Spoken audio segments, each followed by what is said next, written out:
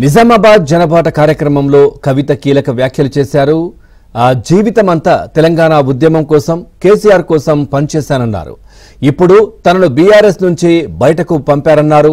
నిజామాబాద్లో తన ఓటమికి కుట్ర జరిగిందని ఆరోపించారు.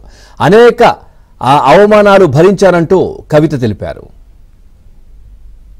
తెలంగాణ కోసం, తెలంగాణ ఉద్యమం కోసం, కేసీఆర్ గారి కోసం, టీఆర్ఎస్ పార్టీ కోసం, బీఆర్ఎస్ పార్టీ కోసం నేను పనిచేసిన. మీ అందరికీ తెలిసిందే.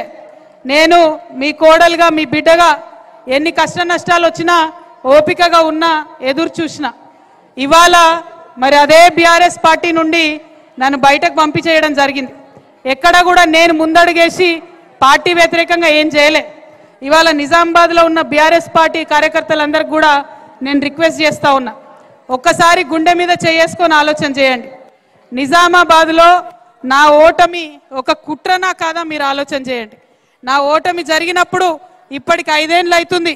ఒక్క మాటనన్నా నేను బయట మాట్లాడినా లేదా మీరు ఆలోచన చేయండి. ప్రతి చిన్న బిడ్డకు నిజామాబాద్లో తెలుసు ఏం జరిగిందా అన్నాడని. ప్రతి బీఆర్ఎస్ పార్టీ కార్యకర్తకు తెలుసు ఏం జరిగిందా అన్నాడని.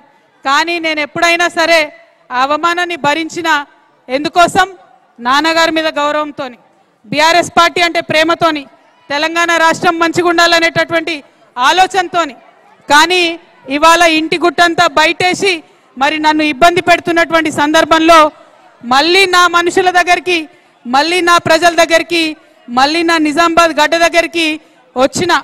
తొలి ఆశీర్వాదం కోసం మీ దగ్గరికే వచ్చిన.